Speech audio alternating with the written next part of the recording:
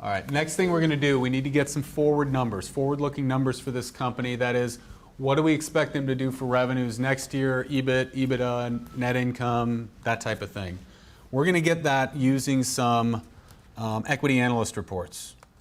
And in this case, if you go into your valuation folder, you go to there's a comparable company data subfolder. You open that up. And then if you open up the research reports subfolder, you'll see that for each comp, we have an analyst report.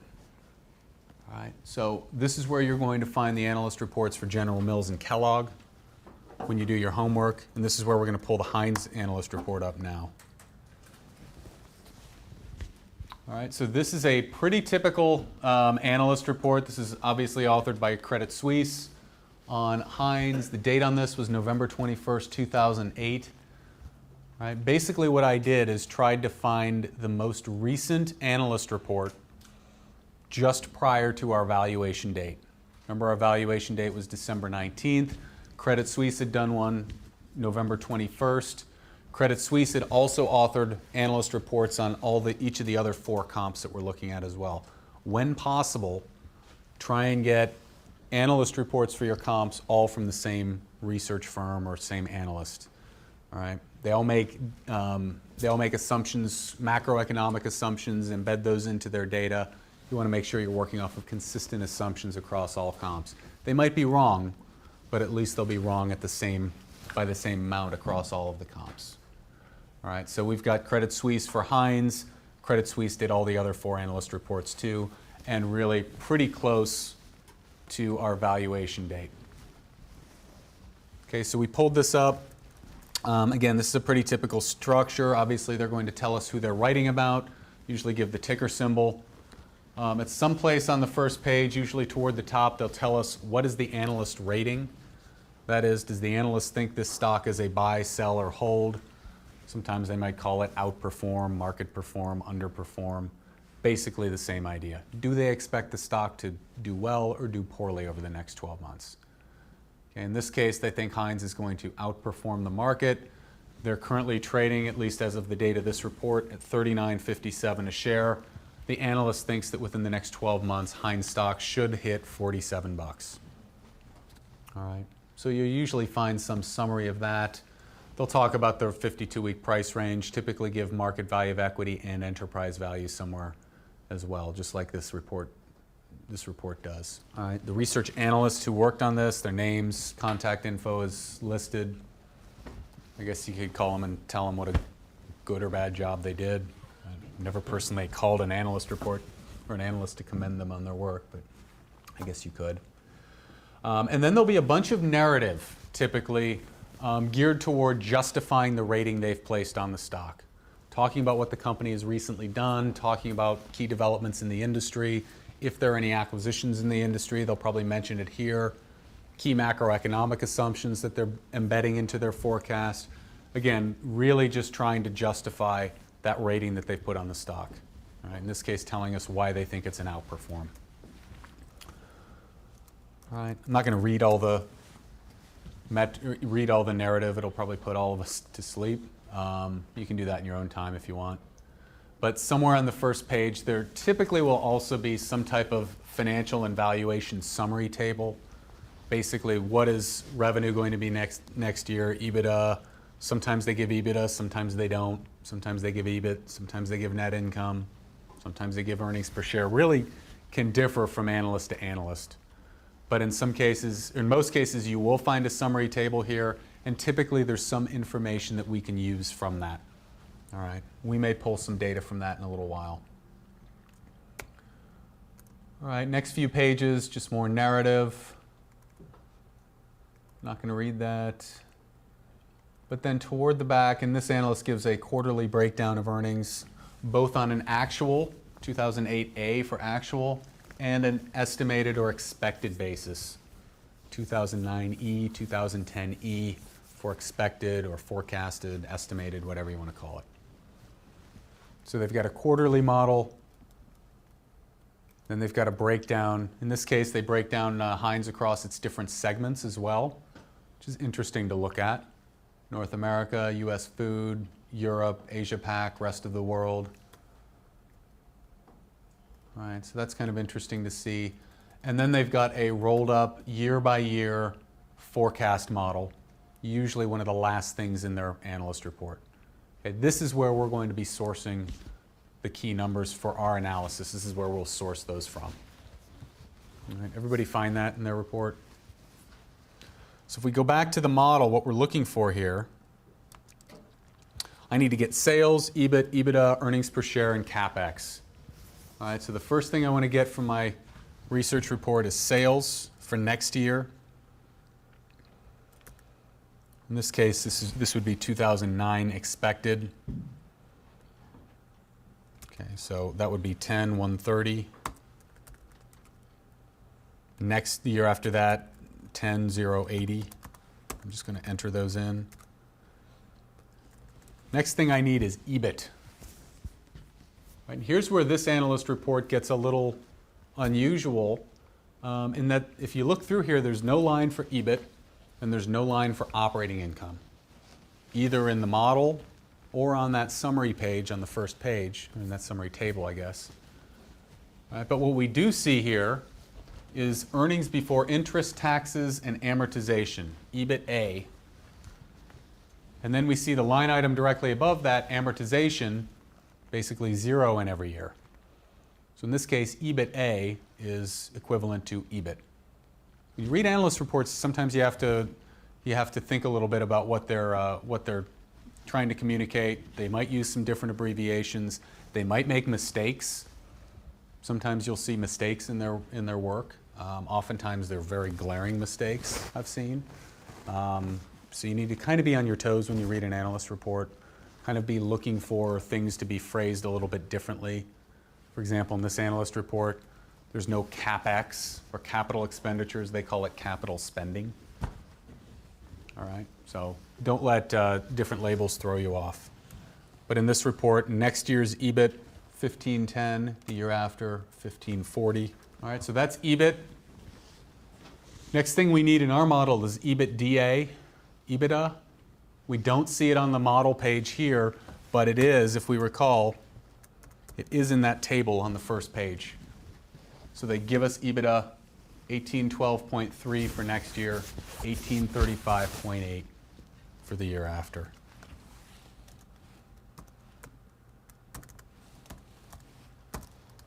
Everybody see that? Okay, next item we actually need earnings per share. Also in this table, it's also in the back as well, but I happen to be on this table, so I'll just pull it from here. 288 next year, 265 the year after.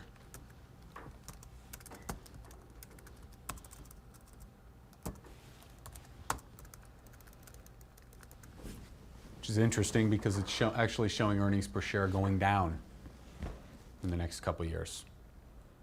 Okay, which could be a couple different things. Maybe they are actually having lower net income. They also could have additional shares. Remember how we calculated earnings per share? All right, if they're forecasting a rising stock price, what's that rising stock price going to do in terms of dilution? It's going to bring a lot more options into the money. So they're probably estimating that more options will get exercised in the future. So net income might actually be going up, but if there are a lot more options, then it could actually reduce earnings per share. Right. So there are a couple different reasons why that could be going down. But it's interesting to see they're forecasting actually a decline. They actually forecasted a decline in revenues as well. All right. And then lastly, we need CapEx.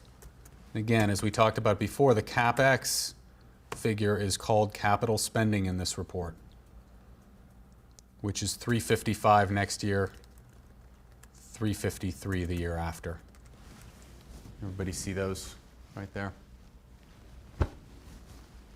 Now, in the case of General Mills and in the case of Kellogg, there won't be a capital spending line here.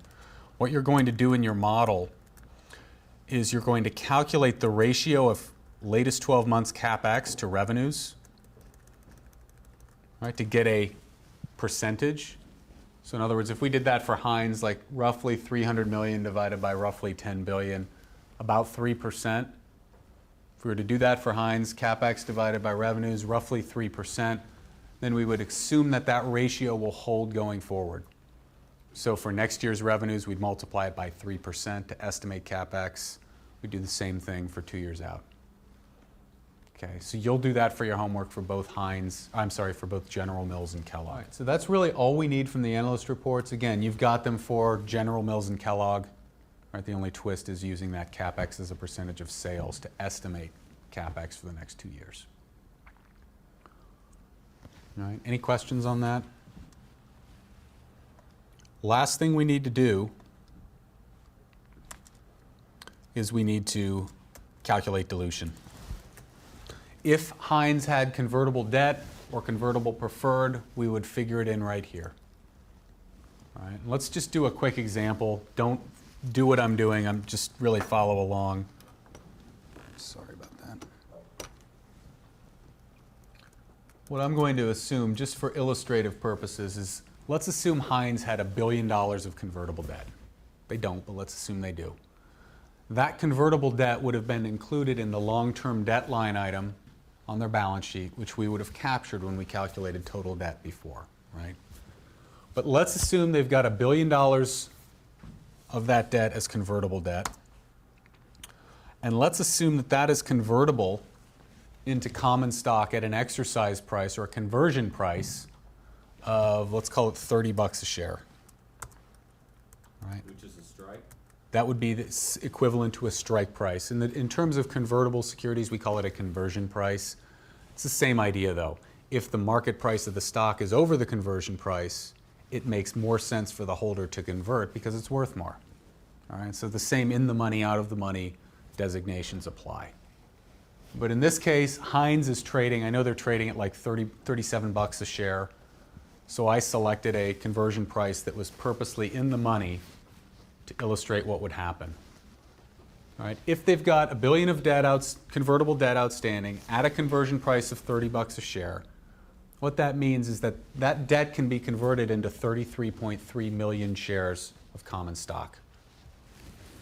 All right, now because it is in the money, that is because the current stock price exceeds the conversion price, it's worth more to the holder to convert it, so we're going to convert it and add that number of shares to our fully diluted share count.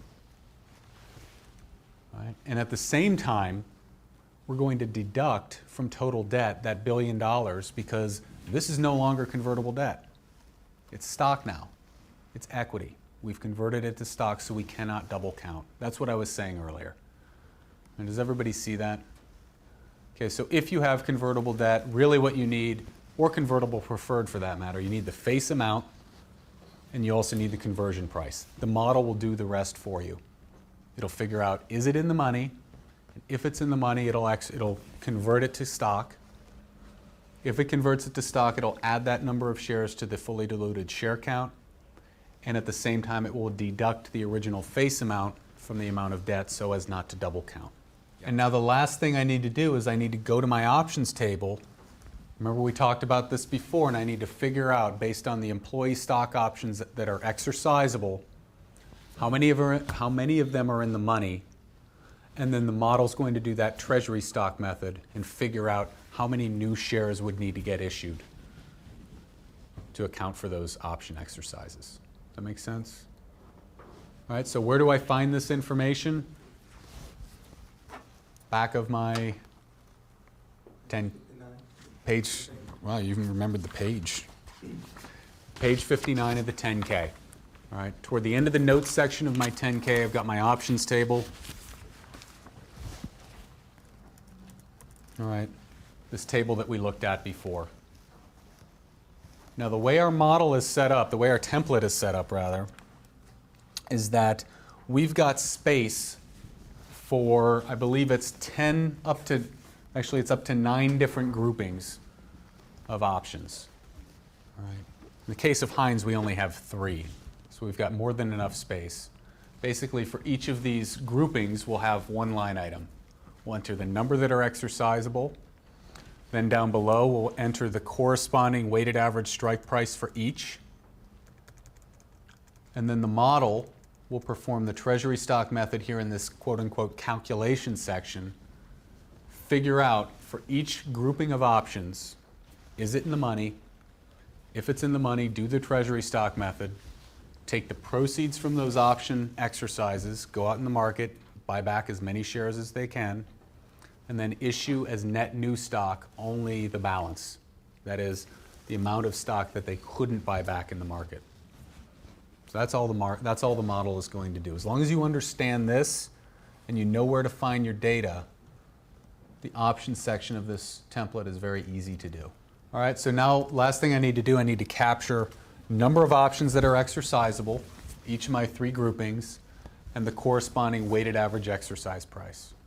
All right. So we've got 7.326. Remember, these are in millions in the first grouping. 7.965 million options in the second.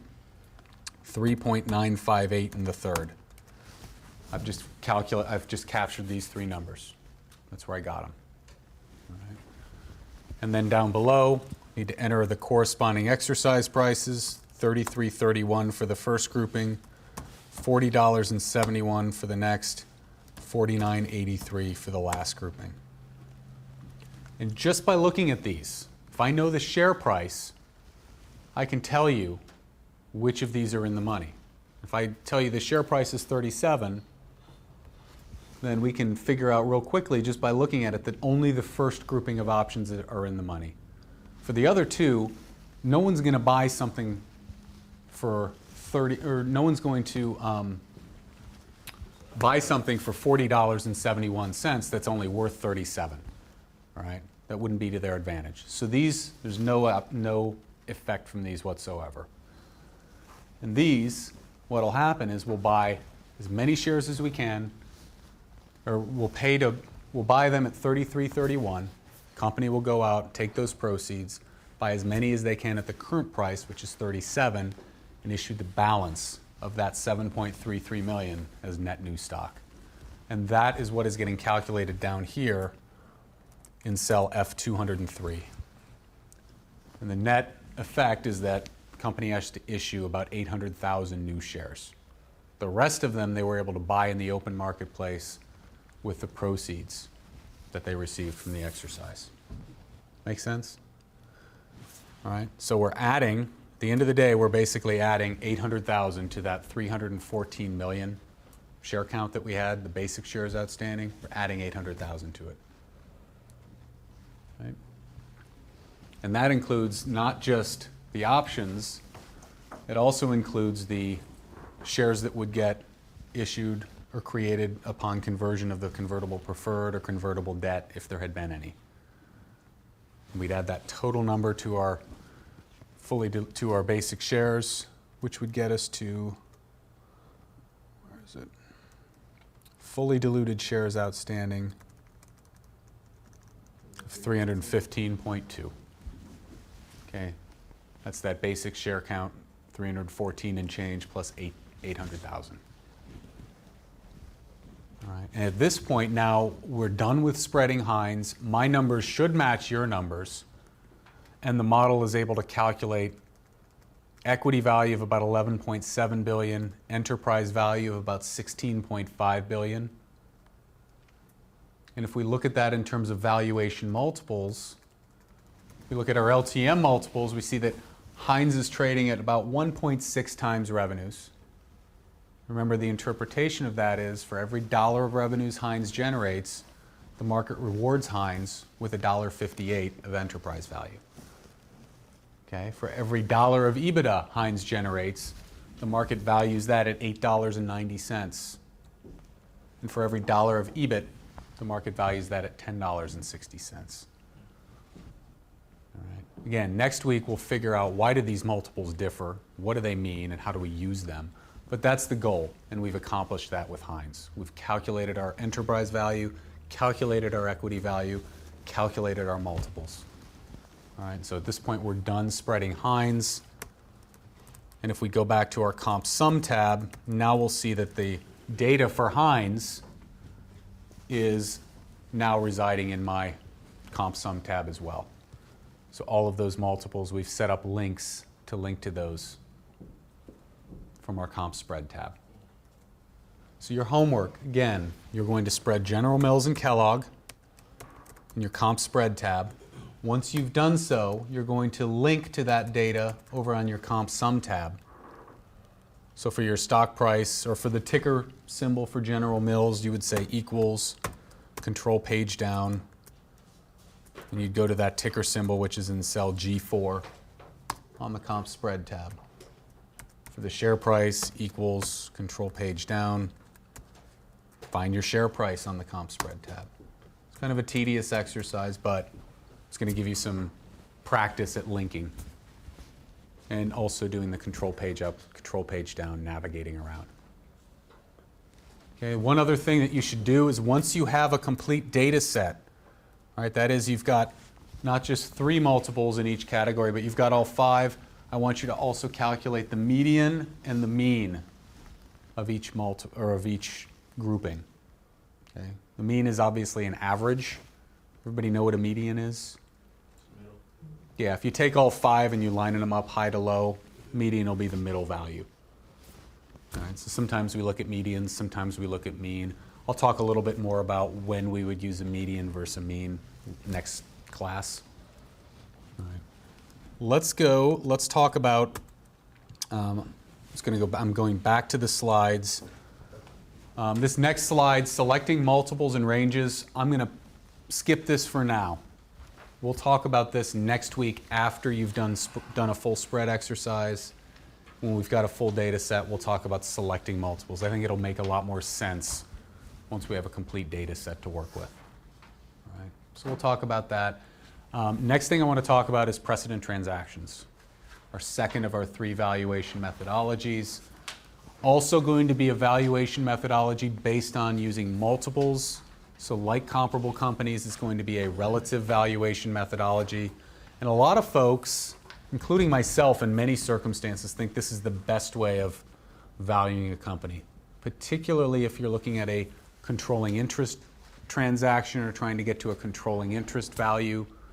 We're basically going to use a precedent transaction approach, look at acquisition of controlling interest of similar companies in the marketplace, hopefully recently, figure out what the implied valuation multiples were from that transaction or those transactions, and then apply those to our subject company, our company A in this case. And so that's basically what's going on in a precedent transaction approach. Again, I think it can be a very accurate way of estimating controlling interest values because it's looking at real-world transactions. You know, where one company bought another, this is what they paid, this is the control premium, these are the valuation multiples, etc. So I think it can be really useful. All right, when we talk about control premiums, we mentioned what they were earlier. We mentioned why they come, or how and why they come into play. Typically, they can range 20 to 25%. Actually, it's probably a little wider than that, probably 10 to 30, 35% in my experience. I think the food industry, when we look at all of our data, it's going to be roughly like 10 to 25%. All right. But when we're selecting deals or comparable transactions to look at, kind of like with our comparable companies analysis, we want to find situations where similar companies were acquired, where controlling interest is acquired in similar companies. All right, so companies engaged in the same line of business, companies that hopefully were about the same size as the company we're trying to value, hopefully were similar in terms of profitability. A lot of those characteristics that we talked about, what makes a good comp, makes a good precedent transaction comp as well. All right, and ideally, like I said earlier, we'd want something that was recent. To look at data from 10 years ago when so much has changed in the markets, even look at data from like a year and a half ago compared to where we are today. All right, there's been a lot of volatility in the markets, and that would probably be of limited value the further back we go. Right? But everybody understand what precedent transactions are, how we're just conceptually how we're going to use them. All right, so if we're looking for transactions, usually the toughest part of precedent transactions is finding good data. All right, sometimes you just can't find any. Sometimes it's difficult to find data. Sometimes the only transactions you can find, maybe your company might involve private companies where very little is disclosed. Might involve the acquisition of just a division of one business where they don't make a full disclosure, so it's hard to calculate multiples. All right, but assuming you can find the data, again, I think this is a really powerful valuation methodology. And typically we're going to find data from a number of different sources. If you work for a bank or a private equity fund, you'll probably have access to some databases like SDC, Reuters, Thomson, a lot of different data sources that will, you can basically search by industry, you can search by SIC code, you can search by keyword, and find different transactions that have occurred in the past. All right. You can also find data by looking at SEC filings. Remember what happens when a company engages in a material event? They've got to file an 8K. Acquisition activities are material events, so usually whenever there's M&A involving a public company, there's an 8K associated with it. Bloomberg, yeah, I mean a lot of data sources. Yahoo Finance will announce acquisitions. You can find information from press releases. You know, anytime a big deal gets done, obviously there's a lot of press on it. Like I said before, equity research reports will probably talk about transactions in a particular space. Industry publications, senior bankers, right? Especially if you work in an industry group at a bank, chances are they keep a running list. Anytime there's a new transaction, they just add it to the database. So most industry groups already have a collection of deals. Right? But again, assuming you can find the information can be a really good analysis to perform from a valuation standpoint. And the typical information we want to capture when we're looking at deals, right? Typically we want to look at, there's differences between when the deal is announced and when the deal closes. Differences in terms of the valuation on the deal, especially when stock is being issued as consideration. Okay, so the buyer issues stock to the seller. Well, the buyer's stock is going to fluctuate between the date the deal gets announced and the date it closes. Right? So there can be fluctuations as a result of that. There can also be some acquisition transaction-related adjustments that occur from an accounting standpoint that change deal valuations. When we look at deals, though, we want to be concerned with what was the valuation of the deal as of the date it was announced. We want to best try and capture what was in the buyer and seller's minds as they shook hands and struck a deal. That's our best indication of willing buyer, willing seller, fair market value. All right, so we want to capture what is the announcement date, who is the buyer, who is the seller. Okay, most importantly, we're concerned with the seller. If we're valuing a company in the food industry, we're looking at precedent transactions. We want those transactions to be involving the acquisition of other food companies. All right, the valuation on a controlling interest basis of similar companies. Okay, so who was the buyer, who was the seller, and importantly, what was the line of business of the seller? It's also interesting to know what was the rationale of the deal. Okay, why is the buyer doing this? Why does the buyer think this is going to be a good transaction? It's interesting to understand that. Maybe they think it's a value play. They think the seller's just undervalued. Maybe the buyer's looking to expand. Maybe they can get some synergies. Maybe they can take a key competitor out of the marketplace. Maybe the CEO has a big ego. They just want to run a big firm. All right, interesting to understand those. Another key thing that we need to capture is what is the consideration of the deal? That is, how is it being paid for? Generally, three ways a deal can get done: 100% cash, 100% stock, or some combination of the two. Okay, we're going to see a couple different variations on that in the deals that we take a look at. The one we're going to spread in a minute, I believe, was an all-cash deal. All right, so we'll see that. But some of your homework, there's actually a stock deal in there as well, so you'll get to model that as well. Sometimes smaller deals, you might see earn-out provisions. What's an earn-out? Does anybody know? Earn-out is basically saying, we'll give you so much now, and you're going to stay on, help us run the business, and upon the achievement of certain milestones, you're going to get paid more later. All right. Again, usually in smaller deals, usually in situations where like a key person, maybe in the chairman or the prior founder, is going to stay on and help run the business post-acquisition. You don't typically see it in large public company deals. Usually the existing management gets taken out, and then all the shareholders get bought out and really don't have anything to do with the day-to-day operations of the company anyway, so it wouldn't make sense. All right, but that's what an earn-out is. And basically at the end of the day, again, we're trying to calculate multiples. So we need total enterprise value, we need market value of equity. All right, those are our numerators in our multiples. We need denominators, what were revenues, what were EBITDA, what was net income, etc. What does that mean in terms of the valuation multiples? We'll usually also calculate what is the control premium. Okay, and that's usually pretty easy to do. You take the price that they're paying for the equity of the company, you compare that to the stock price of the company the day or a week or a month before, and give us an indication of what that control premium was. All right, so that example I had very beginning of class today, buying a company, their current stock price is $10. If we buy it for 12, that's 20% premium. All right, real basic. Any questions? Okay, let's do an example of this as well, and then you're going to get to spread a couple others as the second part of your homework. All right, so what I'm going to do is I'm going to go back to my valuation template. I want to go to the Precedent Transactions tab. Now, you should probably follow along with me and do this one together. All right? This is not like the Heinz situation where I was just filling in data that you already had. Your template will be blank in this regard as well. All right, again, this is set up where this upper left portion of this worksheet is nicely formatted, providing a nice summary of several different transactions. What is the announce date? Who's the buyer? Who's the seller? What was the description of the seller? What did they do? Okay, as we scroll over to the right, we capture what was the seller generating in revenue and EBITDA in the latest 12 months leading up to the deal? What was their EBITDA margin? How profitable were they? What is the transaction value? That is, what is the implied enterprise value from the deal? And based on that, and based on the latest 12 months operating statistics, what were the multiples?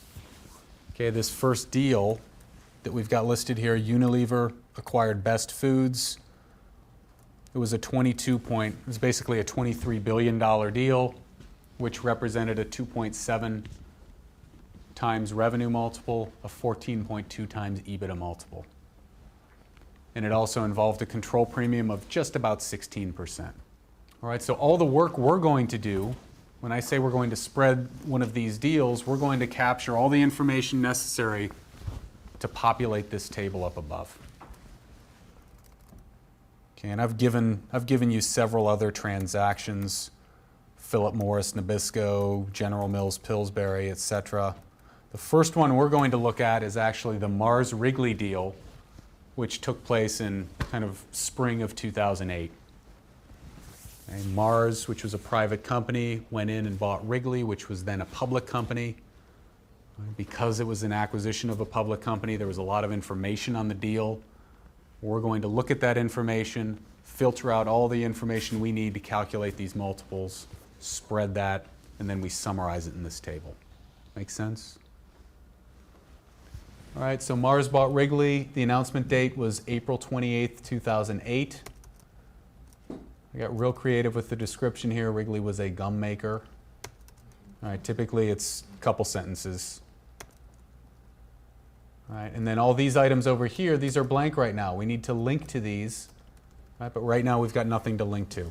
Where we're going to spread the information on this deal, if you scroll down and to the right, we've included a space to capture the key details on this deal. Right, everywhere it says input, we're going to be hard coding some numbers. So that's our goal here, is to populate all this information. Make sense? In the valuation folder, if you go into your valuation folder, you've got that comparable company data subfolder. You've also got a transaction filing subfolder. Right, that's where all our precedent transactions data resides. So we'll open up that folder. And for each of the 3 deals that remain to be spread in that table, we've got information on each. Okay, for Wrigley, we've got a press release, which we're going to open in a second.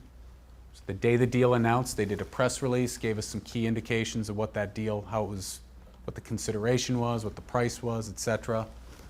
Okay, we've got an 8K that they filed with the SEC because it was a material event that further described the transaction, so we're going to get some information from that. We also have a 10K, which will allow us to get latest 12 months information on Wrigley as well. At the time the deal announced, the 10K was the most recent filing, so we just need to go to a 10K. We don't need to look at a 10Q.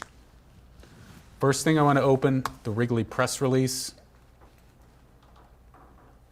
Okay, maybe what happened is somebody said, oh, you're valuing company A, it's a food company, you need to look at the Mars Wrigley deal. Happened somewhere around April 08.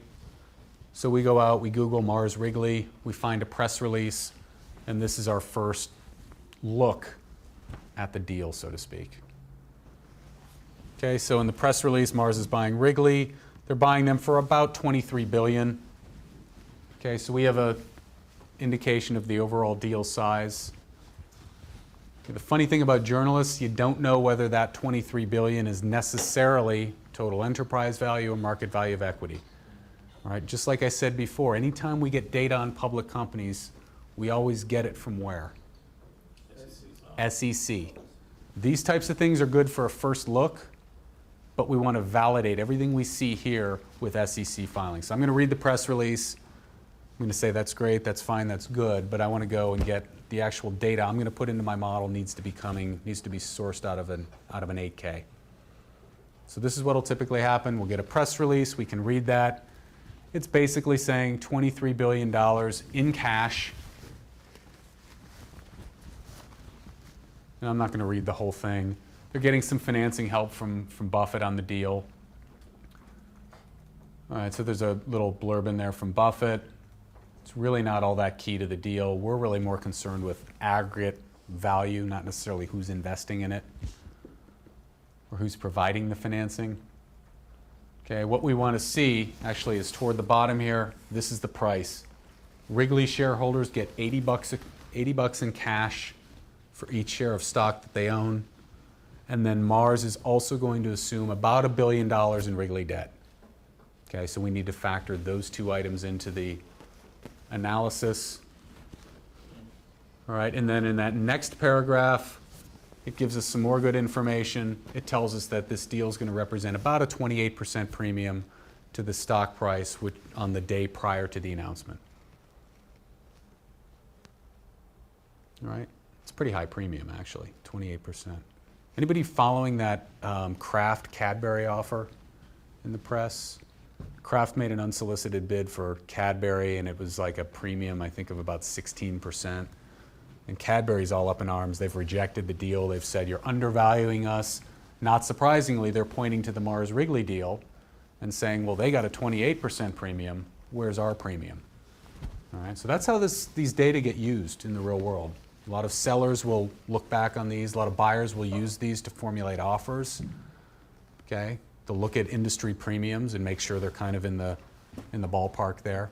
You can read the rest of this. It's really full of just a bunch of fluff from each side's management team. It's going to be the best deal in the world. We're creating shareholder value. It's the typical stuff we see. From our standpoint, we've got what we need. We know it's $80 a share. They're going to assume about $1 billion in debt.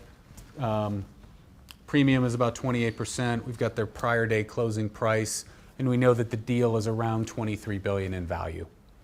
All right, now the next step is let's go validate it. Let's look at an 8K. Okay, so I've included all the filings necessary to do our work, including this 8K for Wrigley. All right, 8K is pretty much straight to the point. Unlike a 10K where they're going to talk about the business overview and competition and management's discussion and all this, 8K usually jumps right into the issue. And on the second page, it basically tells us why they filed an 8K. They entered into a material agreement, definitive agreement and plan of merger with Mars. Okay, and they talk about the structure of the deal, the holding companies, all that. Second paragraph, they say shareholders of the company will be entitled to $80 in cash for each share. Now here's where it gets interesting though. Here's where this deal is a little different than some other deals. Wrigley, as it turns out, had two classes of stock. prior to the transaction. They had common stock and they had a Class B common stock. And this is the first mention we've seen of this, but basically $80 a share for each share of both classes of common stock. What that tells me is when I put my share count in, my share count needs to include both classes of stock. All right. So $80 a share. Another thing that they mention, and this is where precedent transactions, this is a key place where precedent transactions differs from a comparable public companies analysis. All right. Comparable public companies involves looking up the share price of the company in the open market and valuing each of our comps based on that price. That price is the price of one share. It's the price of a minority interest position in the company. Okay? A precedent transactions approach, however, involves a controlling interest. And something that's unique about employee stock option agreements is upon change of control, all options vest automatically. All right? So what that means for us, when we look at that options table, instead of looking at just the options that are vested, we look at all of the outstanding options because they all vest in connection with a change of control. All right, so that's just a kind of a sidebar. We'll take that into account when we dig into the options table in a few minutes. So that's good information. I think that's really about all that we need to spread the transaction. There is a mention of termination fees. Basically, if the buyer or the seller walk away, that is, maybe the buyer, gets the seller under agreement, gets them all excited about this $80 share price, and then walks away at some point, then they're going to have to pay a breakup fee, a termination fee. If the seller goes out and uses that offer to find a better offer in the marketplace, they have to pay a breakup fee to the buyer as well. All right, so you'll see these termination fees outlined. All right, it's basically so that both parties get some compensation in the case that someone walks away. All right. Because what could happen if the buyer walks away and the seller has decided they want to sell, now they've got to go find another buyer and the price probably isn't going to be as high. And so that termination fee is made to compensate them for that loss in value. To the extent the seller goes out and shops it around and gets a better offer, well, they've just wasted the buyer's time. And so the buyer is going to get compensated for that loss of time, that loss of economic benefit as well for being able to buy the seller. All right, so that's what termination fees are. You'll usually see those outlined as well. All right, that's really all we need from the 8K. So we've validated everything we've seen in the press release. Now it's time to go into our model and we can start spreading the transaction. All right, so if we go back to the template, first thing we need to input on the deal is the consideration per share. And in this deal, it's only a cash deal. Basically, each share of Wrigley's common stock is going to get $80, so we're going to enter 80. And the stock value per share I put as 0 because, again, there's no stock in this deal. Okay, Wrigley's share price. Next thing we need. Wrigley's share price, the date before the announcement date. Remember what that was? That was $62.45. Okay, that's what the press release said. I actually went and independently validated that myself. I went back to I think it was Bloomberg or Yahoo Finance or whatever the daily stock price was. Found that as of that date. Okay, once we enter that share price, you'll notice that the premium over here automatically calculates. It's basically taking what is the total value per share, comparing it to that share price. 28.1% premium. Make sense? Next item, basic shares outstanding. Where are we going to find that? 10K. Cover page of most recent filing, which in this case is a 10K. So my transaction filings folder, I'll open my 10K. Okay, and here's one of those situations where actually the share count has bled over onto another page. It's not on the first page. It's actually not even on the second page. It's on the third page. Very top of the third page, as of January 15th, 2008, there were outstanding 217.5 million shares of common stock and 56.5 million shares of Class B common stock. Remember that $80 a share applies to both. So we need to add these two numbers together to get our basic share count. Make sense? So 217, 515, 229.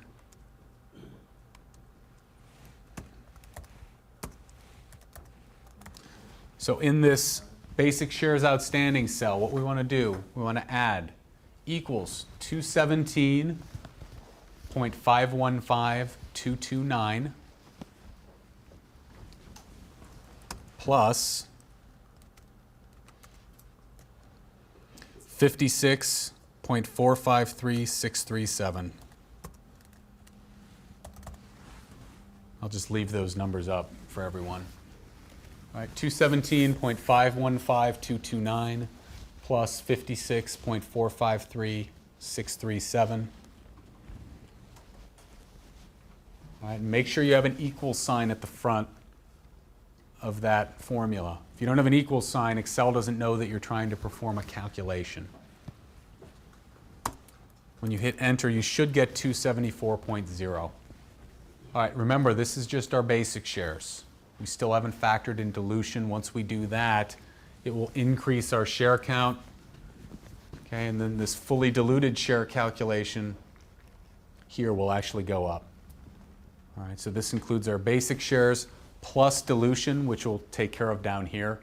We haven't gotten there yet. So right now, these two numbers are equal. Once we do dilution, fully diluted share count will go up. All right? Okay, so we have right now, if we multiply that fully diluted share count times $80 a share, gives us an implied purchase price for the equity, $21.9 billion. All right, we need to add to that debt. We need to add preferred, minority interest, less cash. It's that total enterprise value formula so we can figure out what is the total transaction value. All right, so for debt, I'm going to go back to the 10K. I never can find this right away, but I'm looking for the balance sheet. Here it is. On page 104 of 193. So if you want to just get yourself there, you can type in 104 in that area there and hit enter. It'll take you right there. Actually, it's on the next page. It's 105. It's the liabilities and equity.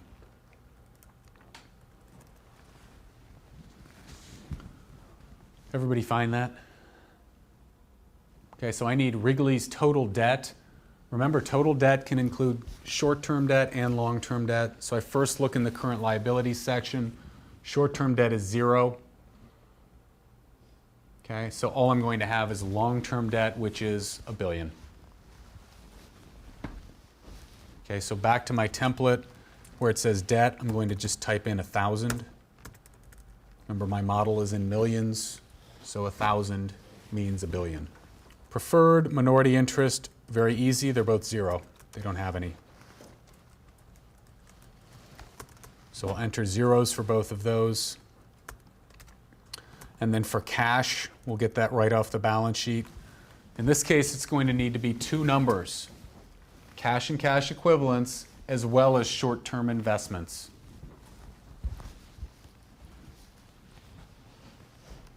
Everybody see that?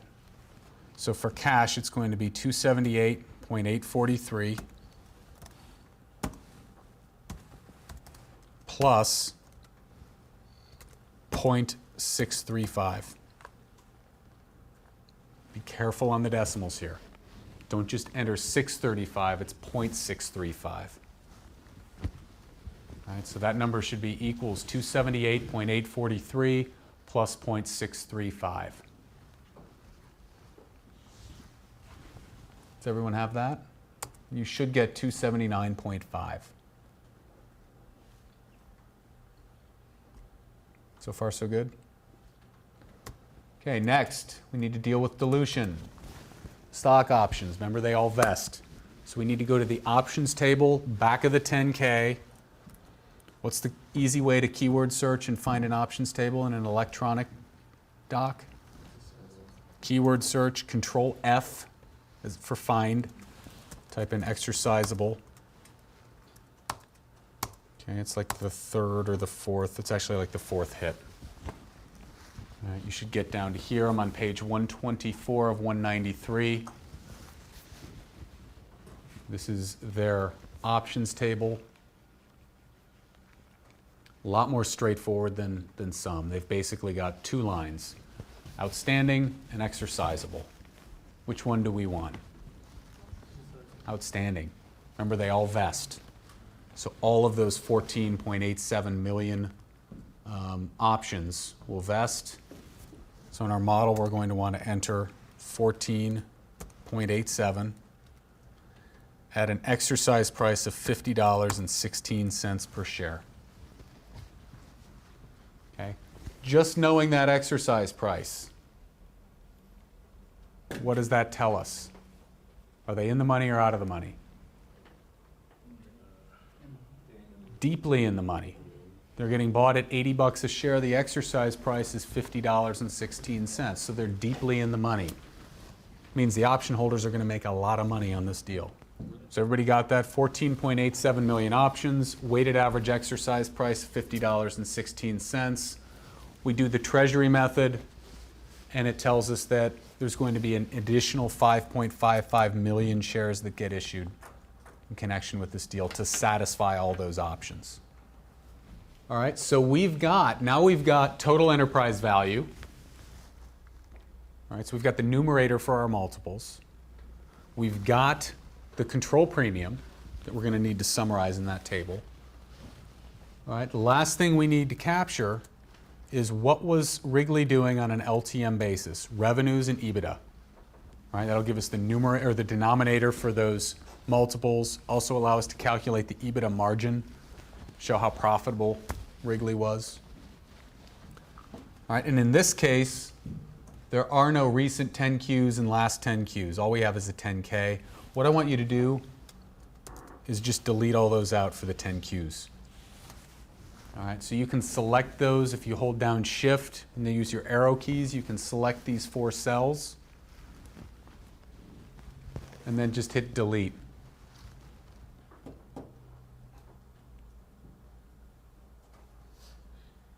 All we really need to capture 2 numbers from our 10K. There are no 10Qs. Okay, so revenues, I'm going to go back to my 10K.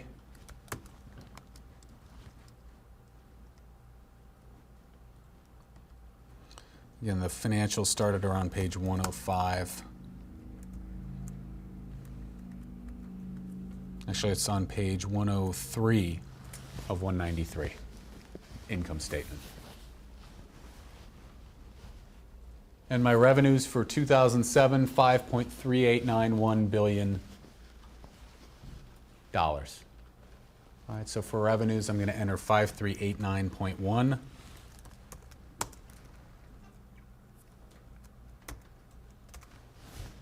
And now we need to calculate EBITDA. Okay, so how do we calculate EBITDA? It's another word for EBIT. Operating income. We're going to add depreciation and amortization. We're also going to add back any non-cash, other non-cash expenses. All right, there are some. We'll show you those on the cash flow in a minute. But the first number we need is EBIT. So in our model, we'll say equals 962.772 plus. All right, and don't hit enter. Just leave that open because we're going to add some numbers to that. Go back to our financials. We're going to go to our cash flow. So we need to add back depreciation and amortization.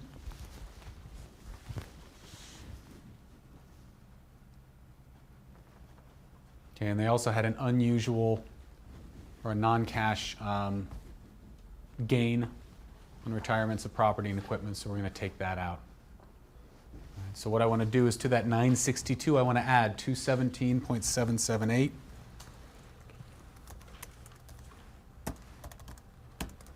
minus 11.441. All right, so again, this should be 3 numbers, equals 962.772 plus 217.778 minus 11.441. You should get like 1169.1, I think, for the final result. All right, so now we've spread the Mars-Wrigley deal. What we're going to need to do now is summarize that in our table up above. So I'm going to scroll back up to my table. Line 23, that's the Mars-Wrigley deal. Okay, the first thing I need is revenues. So I'm in cell K23. So I'm going to say equals. I'm going to link to cell AD42. And to link to something, you'll say equals, then you use your arrow keys and scroll over to it. When you get there, you'll have it highlighted and you can hit enter. So equals AD42. For EBITDA equals, I'm going to scroll over to AD43. EBITDA, hit enter. EBITDA margin, we can just calculate. Actually, the easy way to do this is this cell up here is already calculating EBITDA, or EBITDA margin. We can actually just copy that and paste it. So if you go up to M21, Control C to copy, go down to M23, Control V as in Victor to paste. You should get 21.7%. Next thing we need, transaction value, total enterprise value. I'm in cell O23. I'm going to say equals. T as in Thomas, 50. T50, implied transaction enterprise value, 23.1 billion. And now, just like we did for this EBITDA margin formula, we copied and pasted it down, we can copy and paste these multiples down into here. These are already set up, the formulas are already set up. So for total enterprise value divided by revenues, it's just equals total enterprise value divided by revenue, and then the same for EBITDA. So we can just copy those and select them both, hold down Shift, arrow key until they're both selected. Control C to copy, scroll down to Q23, Control V to paste. You should get 4.28 times revenues, 19.7 times EBITDA. Those are really rich multiples. For every dollar of revenue that Wrigley generated, and Wrigley was not a small company, Mars is paying them $4.30, basically. For every dollar of EBITDA, they're paying $19.70. Not surprisingly, when you look at all the other multiples that occurred for transactions in the food industry, these are way, way above everything else, by a lot in some cases. And not surprisingly, Cadbury is pointing to this deal as being more representative of what they should be offered. So they're saying, whoa, whoa, whoa, that $16.5 billion deal, all right, you look at that Mars-Wrigley deal, and they got 4.3 times revenues, they got 19.7 times EBITDA, and it was a 28% control premium. We want that deal. All right? Not surprisingly, they're cherry picking the highest valued deal, right? But that's, again, that's how these things get used in the real world. All right, and then the last item, control premium. We've already calculated it. We can link down to cell X39 at 28.1%. We're just linking here so we can summarize it in the table. When we put this information in front of a client, we're only going to show them the table. We're not going to show them all this work down here. Homework then, additional homework, is for you to spread these last two transactions, the Pepsi Quaker Oats deal and the Kellogg Keebler deal. Just like with the Mars-Wrigley transaction, in your transaction filing subfolder, you've got all the information on both deals. You've got a press release for each, you've got 10K, 10Q for each, and you've got an 8K for each. It's all the information you need to spread those transactions. You're going to do it just like we did the Mars-Wrigley transaction. So that's the rest of, that's the homework. Spread General Mills and Kellogg, summarize that in your comp sum table. For the precedent transactions, spread the other two deals, summarize that in your table up above. And when we come back next week, in 2 weeks, we're going to take a look at the results, all the multiples you calculated, and we're going to start figuring out how to pick and choose between those. In some cases, you'll get wide ranges of multiples. It's tough to know, well, which ones are appropriate to company A. All right, so that's really kind of where we tie it all together and figure out how we use all this data and how we make sense of it.